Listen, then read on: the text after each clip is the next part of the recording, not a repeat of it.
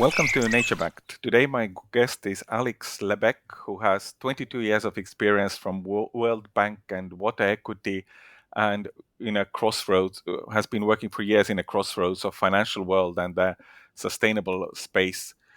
Welcome, Alix. Thank you, Tarmo. Thank you for having me. Excited for our conversation. To start off, tell us a few words. What have you been working on through, in your career? Sure. Well, a majority of my career really has been at the intersection of finance and philanthropy. It's a space that I love to call innovative finance because it really is about understanding how we can use all the capital tools that are available to us in ways where we can fuel great business ideas, all the ways in which we can create a more climate resilient economy. A big part of that for me, as you just said, was initially at the World Bank in Paris and Southeast Asia. And then most recently, building a global asset manager called WaterEquity that's co-founded by entrepreneur Gary White and actor Matt Damon. And then most recently with my firm, Lebec, we are really focused on mainstreaming innovative finance, and that means that we work with a really exciting community of both nonprofit and for-profit entrepreneurs that are putting capital to work in very exciting ways in all types of sectors, from water to agriculture and energy and education. And then we also work with a portfolio of asset owners and managers who are also eager to put capital to work in ways that are going to generate value, but also create that resilient global economy. Mm. Innovative finance is definitely something which is, probably setting up some alarm clocks in many heads. What does that mean? Yes. And I'm so glad you asked that because I know it can be a term that not everybody, fully understands or that we've really fully explained. So, I think in the world that we live in today, you have philanthropy, which is great, but philanthropy is not enough to solve these $1 trillion challenges that we're up against or to kind of rewire our economy in ways where it can be sustainable.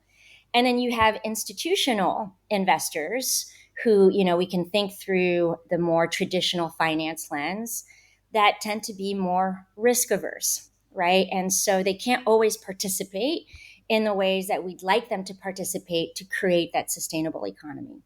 And between philanthropy and traditional finance is a whole space that includes, and I'll speak particularly to private markets, includes a whole array of both companies and funds that are blending capital in creative ways to mitigate risk and generate the kind of value that we want to see in the world.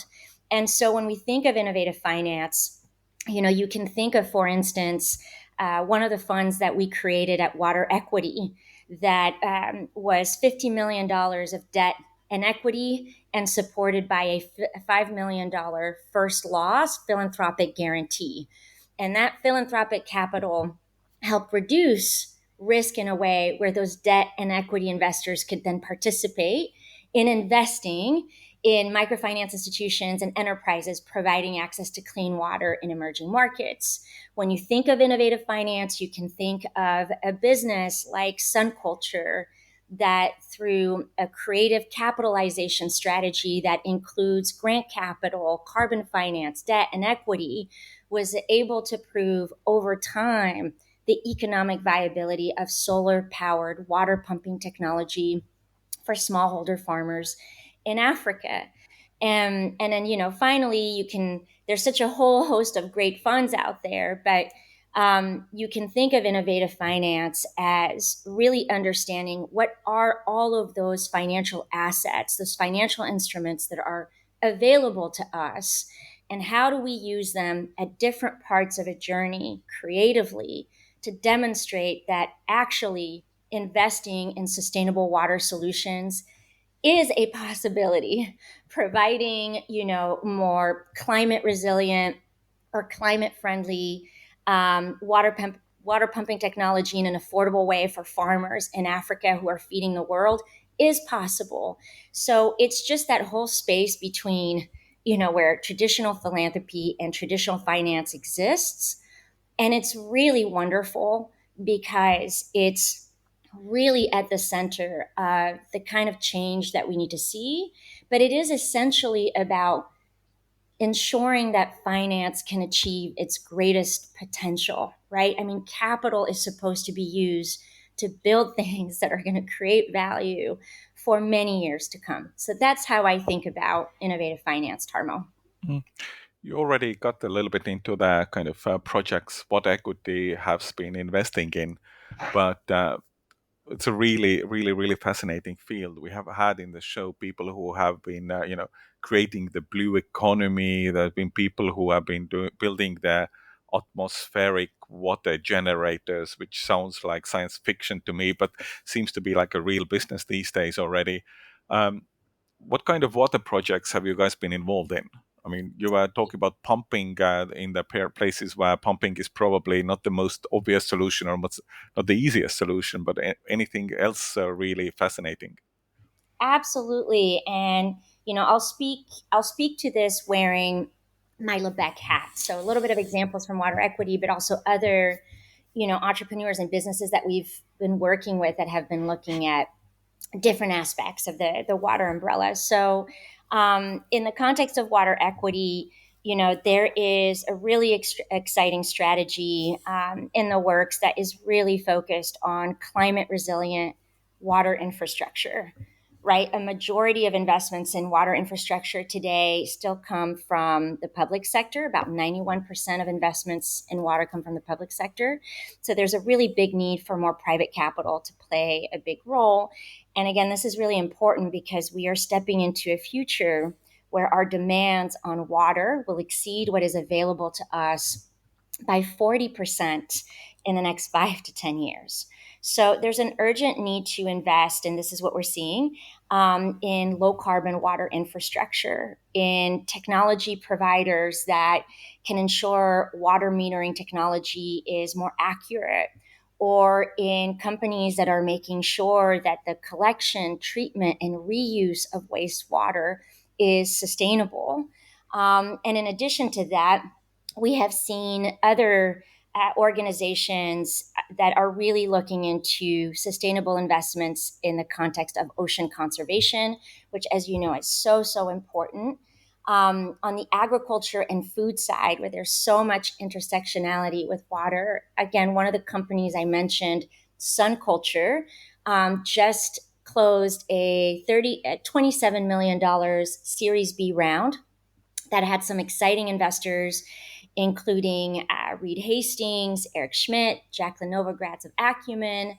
And as I mentioned to you, this technology that they developed, right, the solar powered water pumping technology has increased yields for farmers in rural Africa by 300% and reduced water consumption by 80%, which is so important because agriculture uses so much water. Um, and so, in the context of this space, this is what, just a little bit of a snapshot of what we've seen. I'll add sanitation in the mix, where we've seen, toilet product manufacturers in India come up with models that are more affordable, that are more, in tune with what different communities need. Um, and I think this is really important because when we talk about water, we often forget that it's also really deeply tied to sanitation. And then on the asset owner side, what's really exciting was seeing companies, and mostly Fortune 500 companies like Starbucks, Microsoft, Reckitt, who is one of our clients, invest from their corporate balance sheet in water funds like the Water Equity Fund that are investing in climate resilient water infrastructure. I also really love speaking about this, Tarmo, because I'm heading to Mexico City at the end of the month, and I personally invest in a fund that's in Mexico City that's been investing in technology businesses called Polymath Ventures. And Mexico City is a very good example of the conversation we're having right now when it comes to water and intersectionality and innovative finance. So, Mexico has the second largest entrepreneurial ecosystem in Latin America after Brazil. You have e-commerce and fintech that have really taken off there, which is very exciting. But Mexico City itself has quite a large water issue. You have decaying water infrastructure alongside rapid urban growth, increased droughts that have really put a lot of stress on that water system, which is unsustainable. So we have to invest in the entrepreneurs and the innovations that are solving for that structural challenge, right? If not, that entire entrepreneurial ecosystem, regardless of what industry or sector they're in, they can't thrive if we don't have this basic element of our infrastructure, which is water. So it's something that we're going to be speaking about at the end of the month, but I think is also pertinent because as the world is really leaning into AI technologies, which is very exciting and will be part of the solution, AI is also very, very dependent on high amounts of energy and water. So it gives you Mm. kind of a full view. You've maxed out your 401k, you're contributing to an IRA, and making some other investments. Where do you go from here? Get a fresh perspective from an agent with the backing of New York Life. Insurance, retirement, and more. Visit NYL.com. Absolutely. We have had in the show at least one Mexican entrepreneur who was talking about the City of Mexico problem of old center sinking, was it? Because Yep. of the kind of climate change challenges in a way. So I remember there was a very direct ecological link also to the challenges of that town. Uh, Exactly. That's exactly right. And mm, if you remember in 2018, Cape Town had a very big scare. It was also heading towards, kind of a day zero around water, and it really took more investment, education, and prioritizing sustainable water infrastructure to make sure that that did not happen. mm. You talked kind of a lot in a big picture level about this kind of water investment need or the water investment challenge. How would you say at the moment is the private investors, are they actually coming into this sector, or is it still way too much dependent on the public sector funding? Yeah, I think that there is definitely movement. So, as we were just chatting about, it is great to see Fortune 500 companies like Starbucks, Microsoft, and Reckitt invest in water. When my journey started at WaterEquity, that's not what we were seeing. So, I think that's very positive, especially seeing investments come from the corporate balance sheet. I don't know if you know this, Tarmo, but in the US, and this number may have fluctuated, but there's about $5 trillion sitting on corporate balance sheets in the US alone, right? We need to be putting this capital to work. So it was really great to see that. I do think that you are seeing more family offices and foundations that have invested more in water. The Skoll Foundation, um, through Capricorn Investments, put a $10 million investment in one of WaterEquity's funds. So I do think that we are seeing movement, which is great. I don't think that we are seeing enough. And the hard thing about water that we've so many of us have talked about for a very long time is how do you put a price on water? You have companies like Aqua Power out of Saudi Arabia, who has invested heavily in water desalination. They're one of the biggest water investors in the world. That's also really needed. Um, and so you have this prioritization of water in different places when it comes to private investors. But I don't think we have seen the real moment of um, private capital doing all that it could do in this Mm, space. And I think it's really around this challenge of pricing. Because of course, water is also a human right, and you want to make sure that it's accessible, which is one of the big, priorities to really figure out. So mm, we're making progress, just not quite there yet. mm. It's a bit like with overall climate investments. We are seeing a lot of progress on different levels, but if you look at the kind of climate change statistics and the overall heating of the planet, it's clearly not there yet.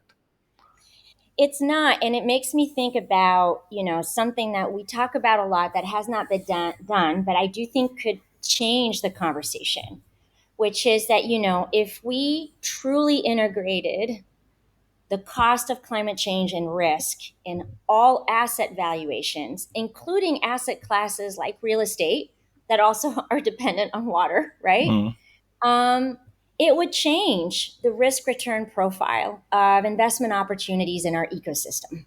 mm, And these kinds of big things are needed because we need to change the rules. We're trying to make these things happen within an existing system that prioritizes short term quarterly returns. And in a world where we continue to talk about the same companies every day on CNBC, right?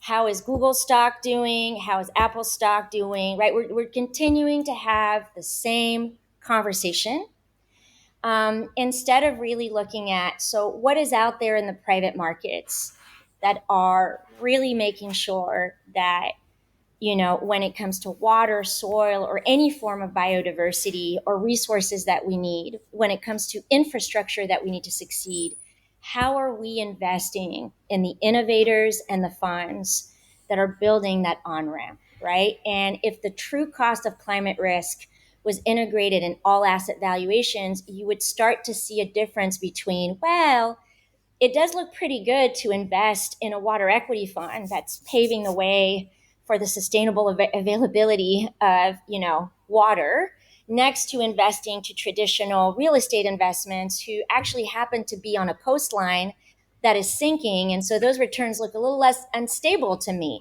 But we're mm, just not having that conversation, and that's why we keep kind of mm, circling in the same way: progress but not system level mm. progress.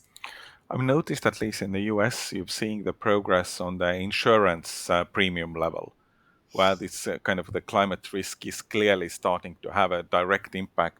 In some states, way too drastically, or maybe if you look what's going on in California, but in general, it starts to have a real impact on the insurance premiums.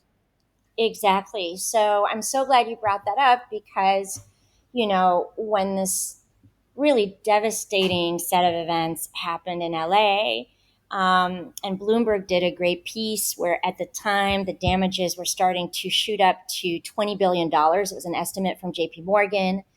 Um, and the article started coming out, right, about how in the world is the insurance industry going to respond to this? And where, again, for us, it came back to this concept of, yes, this is what we've been saying. You have to integrate the real cost of climate risk in asset valuations. You now have a $10 trillion residential property market in California that's at risk. A lot of people are not going to get that payout from their insurance companies. And it's a problem. Insurance companies need to be able to use catastrophe based financial models, right? Like, what's the impact of rising temperatures, of extreme droughts, floods? There's a reason why, insurance companies in Miami, where I live, right, are in many parts not providing insurance policies for homes anymore. And this is because we know that there are rising sea levels. That are going to cause a big challenge when it comes Mm, to properties.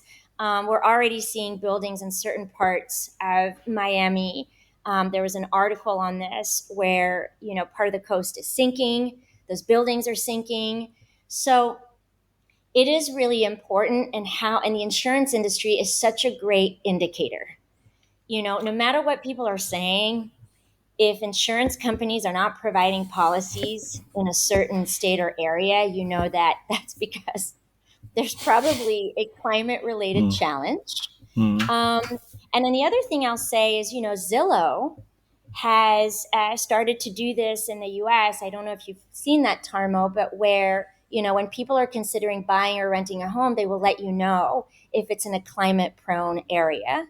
Um, so I really, really think this would be a game changer because we would be having a conversation that's anchored in reality.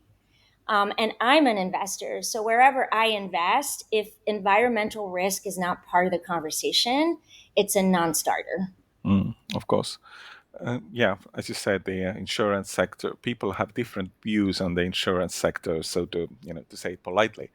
but they are the ones who have take the financial hit first. So they have been the ones who actually have been calculating the climate risks for decades already. So, Yep. and I've been also reading their reports for years already to see how much the economical impact of the climate change will be seeing in the years of 2025, for example. And they probably were not actually too much off. And not too much off. And the challenge is, how do we communicate this in a way where people see that it's urgent and they also see how we can move forward in a better way? So, again, kind of using Miami as an example, how amazing would it be to really be able to demonstrate the economics of how your energy bill will go down as a result of having renewable energy in your home and energy efficient solutions, right? Same with your water bill. How wonderful would it be to know that there's an investment that's making sure that the water pipes where the water coming out of your sink is coming from Mm, are low carbon and are clean, right? So how do we get people to see that there is such an urgency and an opportunity in investing now? I always love using water as an example, both because, of course, I have been immersed in that space for a long time, but also because water touches everything. It impacts almost every sector, every industry, every aspect of our lives. And so it's really scary to think that, we are heading into that future, right, where the supply of water, our demand on water will exceed supply by 40%. And this is a lot of institutional investors who have been looking at this. Um, and I just think that technology presents and AI presents great avenues for new solutions, but it's just one tool in the toolbox. And we have to be thinking a lot more proactively in what the right infrastructure investments will entail. And um, and I just think that that's the gap in the conversation, is really continuing to show that there's those possibilities. So just to add one more thing, instead of necessarily saying we're going to lose X amount of money, by not investing in these things, I think it's important to know that if we today prioritized sustainable infrastructure, renewable energy, all the things that you and I have talked about, we could add $43 trillion to our global economy, over the next 5 decades. How amazing is that? And so, I could give you so many examples of other businesses. There's one that I've been reading about, Nature Metrics, that's been informing businesses. It's a UK based company that gives businesses really, really important data on how their operations are affecting biodiversity. mm, Um, and the CEO said something so great, which is, if the biodiversity in your soil dies, then your crop yields die. And where do we go from here? So, again, there's an opportunity to invest in ways where we preserve biodiversity to continue to thrive. mm. I think we have had one of the investors in Nature Metrics on the show earlier here. So the company name has Amazing. has has gone through this nature-backed show also before. Uh, I wanted Great. to I wanted to mention the fact that I think in general people understand the urgency. The challenge for many of the young people is clearly in the fact that it seems to me that they often feel kind of hopelessness, that Yeah. the challenge is way too big to actually do anything, because they see that thousands of people have understood the challenge, they are working on it. We have, I don't know, the UN's different environmental bodies doing reports which say that the world is going to hell, and then we have the quarterly economics decision makers who do their decisions anyway based on the next week returns, and not looking 10 years ahead from today. So I think, do you have any tips on how to work on that hopelessness challenge? Yeah, I'm so glad you asked that because I've just been thinking about this so much for different audiences. And the question is, how do you make sure people don't throw in the towel when it comes to climate? And, I do think at a very basic level, we do forget that as consumers, as people, no matter our financial position, we do have economic agency. And I just relating to my own personal experience, one of the reasons I was excited to create, Lebec, which has this amazing team of women who have deep asset management, philanthropy, and entrepreneurial expertise, was to be in a place where we ourselves could also invest in things that we believe in and put our capital to work in ways that matter. And so, at a very basic level, what I would always say to young people is, do pay attention where you go, where you shop, what companies you support. We are empowered in some way. And then, of course, in terms of who we vote for. The second piece that I think about, Tarmo, is how do we tell the stories of climate to, companies, investors, funders, in a way where people can very materially see how it's important and how you can do it. Because I do think sometimes we get lost in all the language and the layers, and it is complicated and intersectional. But sometimes it is about bringing people back to a story that they will understand and feels tangible. And that's why I loved giving that example around Mexico City, because it is so exciting to see this booming entrepreneurial ecosystem. All of us stand to gain to see that entrepreneurial ecosystem thrive. So let's invest in the infrastructure that's going to make sure they thrive.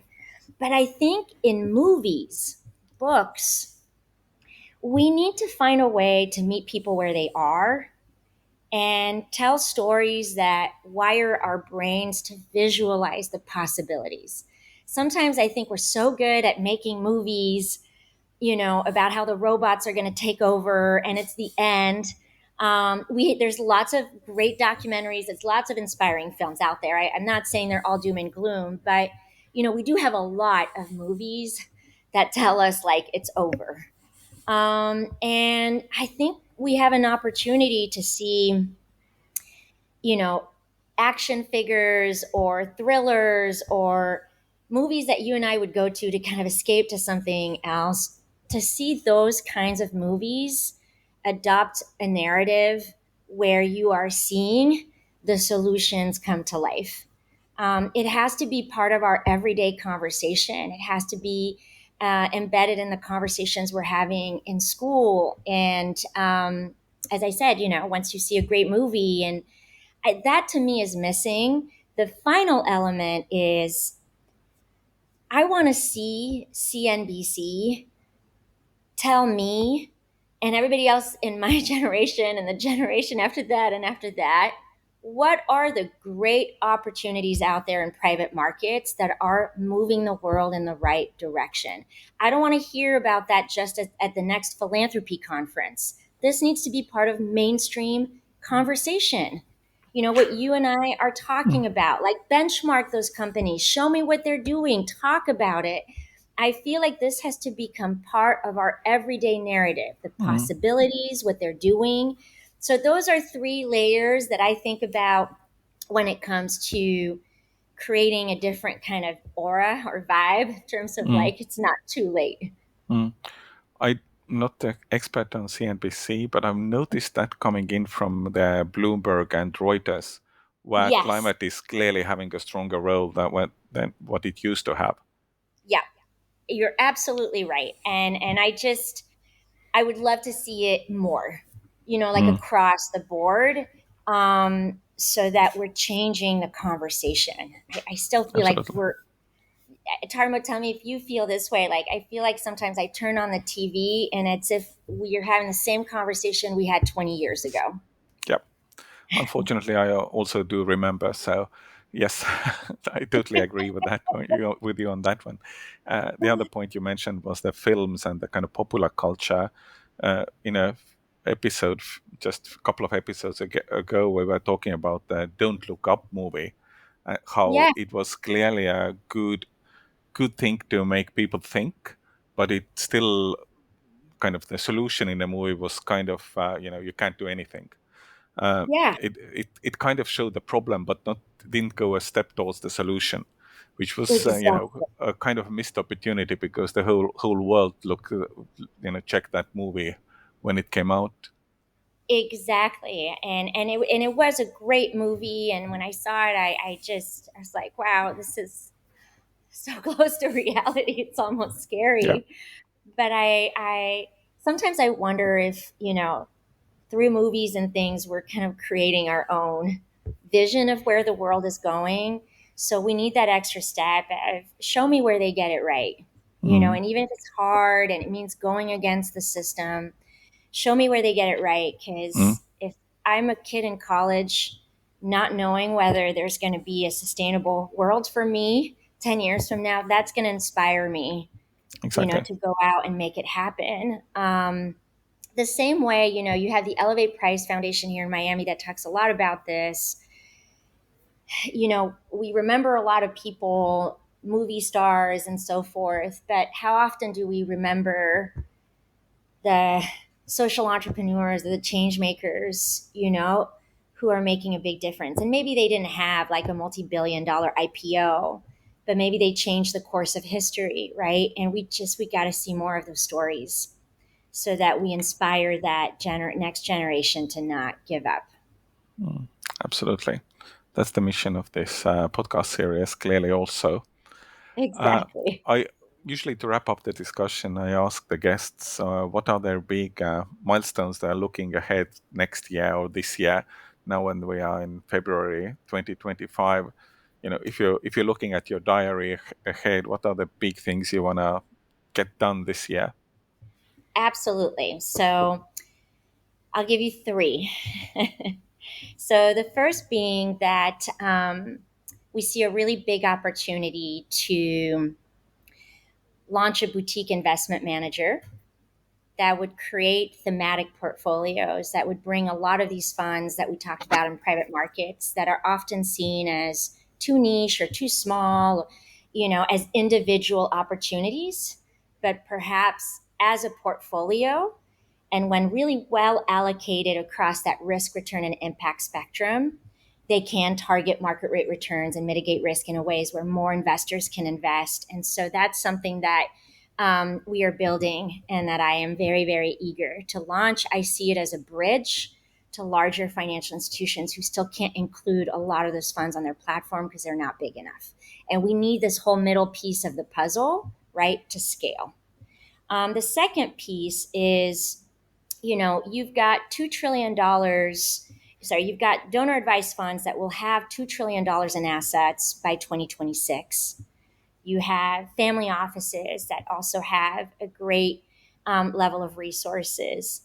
I'd love to help our community, our clients, entrepreneurs really be positioned to strategically put some of those resources to work. I think, philanthropy is changing than what it looked like 10 years ago. So, how do we connect the dots between where so much of the wealth resides and where there's great ideas that can put that capital to work in very creative ways? And we have some entrepreneurs in our ecosystem that are potentially going to have a capitalization strategy that brings those kinds of resources together in a very creative way. And I would love for those examples to become business case studies that we're going to go out and share with other entrepreneurs and in business schools. So that, again, we're rewiring our mind on where we're headed. And a third is really finding ways to break through that storytelling element. I think that, for us, we have these quarterly capital spectrum convenings where we've been trying to showcase how different capital providers are putting their resources to work to solve an issue, where an entrepreneur is kind of demonstrated as a best practice example. How do we really bring those conversations to the open in ways where people visualize the possibility versus feeling like it's over? So those are the areas that we're going to be working in. I'll add one last thing, Tarmo. I do feel like we are working with a lot of exciting asset owners, including the Miami Foundation here in Miami, where I do see a lot of collaboration around building innovative finance strategies that can move more capital towards affordable housing, climate resilient solutions, in ways where those asset owners are coming together and where we're developing those kinds of strategies. That gives me hope that we're getting closer to mainstreaming innovative finance. Good. We will definitely help you on this storytelling aspect during this year. Thanks, Alix, for joining us for the discussion. Thank you, Tarmo, for having me. If you like the show, subscribe and leave a good rating on the podcast platform of your choice. It would mean a world to us.